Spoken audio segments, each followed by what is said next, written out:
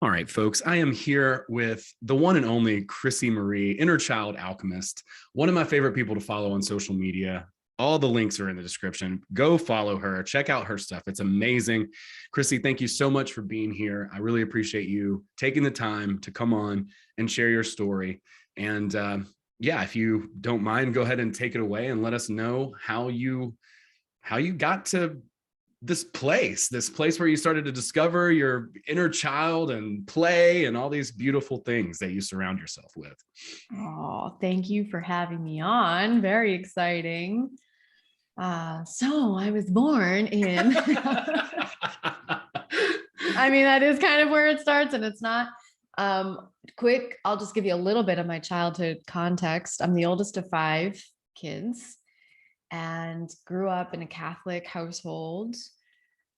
So raised religious, raised as the oldest. I'm a Capricorn for those of you who follow astrology. I'm actually not a huge astrology person, so I like to just use it more like tongue in cheek. But yeah, true to form, I have always had a kink for curiosity and for knowledge and for growing. I was very drawn to nature as a child. I think as most kids naturally are. But I maintained that throughout the years. I've always had a deep affinity for being outside and the natural world, and I felt as I got older that nature became more and more of my church. I started to move away from religion when I went to college. But I also, part of my upbringing was some physical, emotional trauma. And I grew up, as many of us do, I think, in households where emotions, and especially like high sensational emotions like rage and sadness and just like the nuance of growing up and trying to individuate and become your own person, it wasn't always danced with gracefully by caregivers. And so my experience growing up with those heavier emotions was that they weren't safe to feel, that they often led to manipulation or disconnection or just deep physiological discomfort. And I want to say that the thing, when people ask me, they're like, what's something you never change about yourself? I always say curiosity. I don't know if you've ever done the icebreaker exercise when you're in a circle of people, like in a new school or like a leadership thing, and they're like, tell us your name and give us an adjective with a word that starts with the same letter as your name, right? And you've got to like match it up. I always said curious Chrissy. That was always my thing. I was like, curious Chrissy. And curiosity has been my North Star, like through the trauma, through the growing pains, through breaking away from a lot of like the cultural and religious conditioning of my youth. And when I got to high school, I took a psychology class my senior year, and I started to learn about the brain. And I was so fascinated by how we work. Just like I was always in the question of how can we how can we bridge gaps in communication, in personal connection, in intimacy? Because I always felt like there's a better way to communicate and there's a better way to connect than the ones that my parents learned when they were kids. I just didn't have it because it wasn't modeled. But I'd see it. I'd see it in other people. I'd see it in movies, right? And I'd wonder, like, why are those people that way? And why was my experience so different? And so when I was 17, I went off to college and I started, it was actually my first year living outside of my parents' house. I was living in Boston, Massachusetts, and I started exploring different theologies. I started to take a minor in philosophy. I started looking at the world from different angles and just getting super curious about like why people think the way they do. What are different schools of thought? Like what are other perspectives of this box that we sometimes we feel like we're living in, like trying to step outside the box and look at it from all these different angles. And that was really my initial catalyst, was leaving home and going to college and just being around much more diversity of experience. Learning how to ask critical questions, learning how to debate. I joined a debate team. So one of the things that I always knew about myself, and I don't know what to attribute this to, Owen, but I just always knew that I had to get outside of my comfort zone in order to grow. That was never like consciously instilled in me by anybody in particular, but like somewhere along the way, it was nurtured. And so even though I am more of an introvert than I am an extrovert, I signed up for all these leadership courses, and I would volunteer for things that like parts of me did not want to volunteer for, because I was like, nah, screw that. Like I would much rather live a private, quiet life where, nobody can trigger my discomfort. But I threw myself into these different experiences, including the debate team. Um, and all of the like those were huge catalysts. I don't have one watershed moment where I was like, this happened, and then all of a sudden my consciousness like broke open. It was and just this flood of awareness hit. It was all of these, like, I have so many little stories of just moments where a paradigm shifts in these classes, in these leadership experiences, where I realized like, wow. I am so terrified of myself and the depth of who I am. And yet that's where all the aliveness is. That's where all the insight is. That's where all my creativity lies. I did have a sense of that as a younger person. I was one of those I had like a very emo punk rock phase, dated a lot of guys in bands.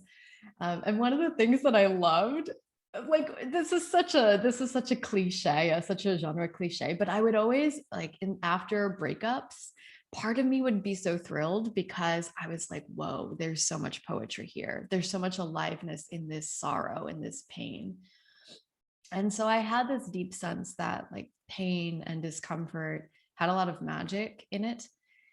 And that knowing, that little like nudge of truth for me just kept inching me into these really uncomfortable experiences in my early 20s. I worked in group homes with people who had profound cognitive, disabilities, lots of dysregulation. I ended up going into social work and getting a master's in social work. And I was working as an enhanced outpatient provider with children who were at risk of hospitalization for behavioral dysregulation and aggression. And I'd go in there and parts of me would get triggered. I'd be like, wow, some of this is reminding me of my own childhood. And who am I to be in these spaces supporting these parents and supporting these kids when I'm really not that far removed from these situations at all? But I stayed the course. My mantra throughout those moments was my process is the medicine. So me staying in process with all of that and just allowing myself to be human and showing up humbly in these situations is what I found to be most impactful.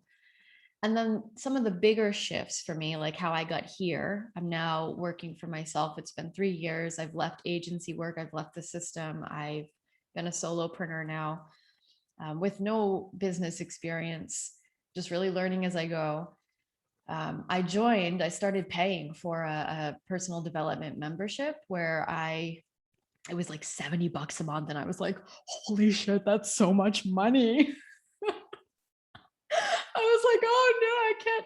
But the thing in the email that came through was like, it's time to put your money where your mouth is. And I was just such big talk about self-awareness. I was like a personal development junkie, reading all the books, doing all the journaling things, watching all the YouTube influencers, but I wasn't paying for much of it at all. And I thought, you know what, let me put this down. Let me make a financial commitment to myself. And it introduced me to a community of people I just didn't know existed.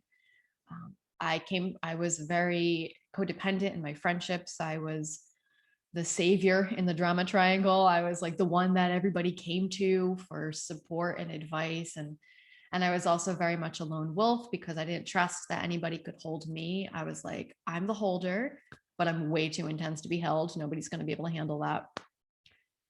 And this membership really started to dissolve all of those beliefs and provide me with containers where I could experience intimacy and allow myself to be seen, like really raw in my intensity.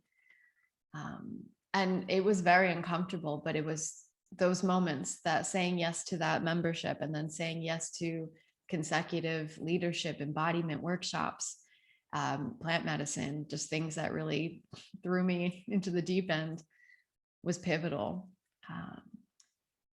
And the biggest shift happened when I started doing inner child work, and I started talking and communicating with my younger self and asking her what she needed to hear from me, and asking her what she wanted me to put first in life, asking her what she was excited about, what she was curious about.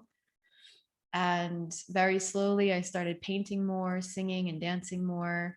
I started bringing that work into social work, where I would share with the mothers and fathers I worked with some exercises that would connect them to their childhood and help them get curious about the way they were parented and how they wished they were parented and how it was impacting their parenting.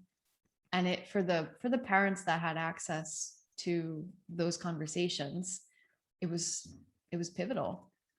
And I just thought, I want to do this full time. I want to do this inner child work full time. So I hired a coach.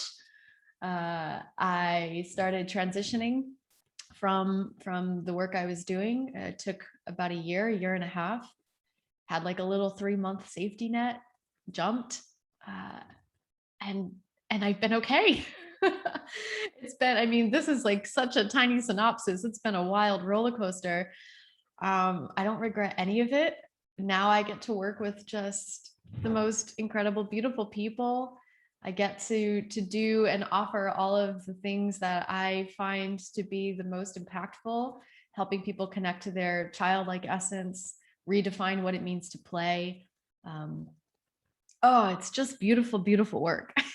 And there's so much I could say about that, but I'll leave it here and see if you have any questions. No, that's fantastic. That I love it too. I think it's like such a beautiful exploration, and I love the, I'm very fortunate to hear a lot of different people's stories, and I love to hear, the sort of incremental growth story, because so many people, it's like, well, all of a sudden my kundalini awoke and I was freaking, 16 universes inside. It's like, that doesn't happen to everybody, like people have different experiences. For me, it was bone crushing depression, and I don't wish that on anybody. And I don't think it has to be that way.